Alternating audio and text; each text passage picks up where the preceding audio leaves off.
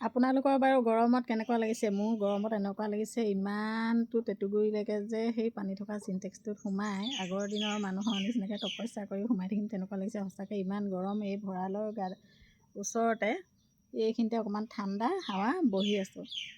আৰু জীৱনত পাবলৈ হ'লে মানুহে জীৱনত কিবা হেৰুৱাব লাগিব বুলি কয় যে। আগতে আকৌ ভাড়াঘৰত যেতিয়া আছিলোঁ তেতিয়া দৰ্জাখন খুলি চাওঁ, বা ইমান ৰ'দ, বাহিৰলৈ নোলাওঁ। ভিতৰতে পানী, লেট্ৰিন, বাথৰুম থাকে আৰু সকলোখিনি সুবিধা থকা ঘৰ এটা চাই লৈছিলোঁ যেতিয়া ওলাবলৈ সময় নহয়, বগা এজনীৰ নিচিনা হৈ থাকোঁ। আৰু মানুহে জীৱনত পাবলৈ হ'লে জীৱনত কিবা হেৰুৱাব লাগে যে।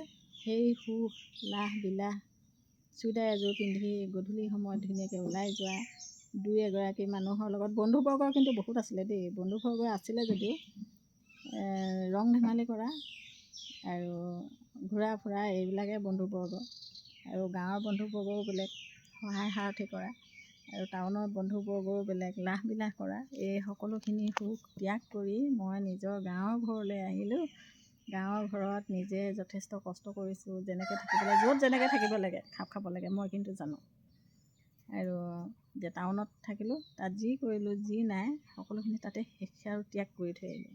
আৰু গাঁৱলৈ আহিলোঁ, গাঁৱত যিখিনি কৰ্ম ধৰ্ম সেইখিনি মই মানি চলিবলৈ চেষ্টা কৰিছোঁ।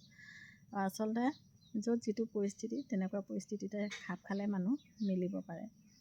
আৰু যথেষ্ট কষ্ট কৰিছোঁ ঘৰখনৰ কাৰণে, নিজৰ কাৰণে, ল'ৰা ছোৱালীৰ কাৰণে। আজি মই টাউনত থাকিম, কাইলৈ মৰি যাম। আজিকালি জীৱনৰ কি ভৰসা আছে? মোৰ ল'ৰাটো কি হ'ব? তাৰ কাৰণে মই নিজে কিছুমান মাহ ত্যাগ কৰি আজি এই ঘৰখনলৈ আহিলোঁ। আৰু ইয়াত এতিয়া গেলা গৰমত কৰ্ম কৰি দানা আকৌ বনাই থৈছোঁ। কেলৈ বনাই থৈছোঁ জানে? ৰাতিপুৱা বনালোঁ, এয়া দুপৰীয়াৰ বনাই থৈছোঁ, পাছবেলা দিম।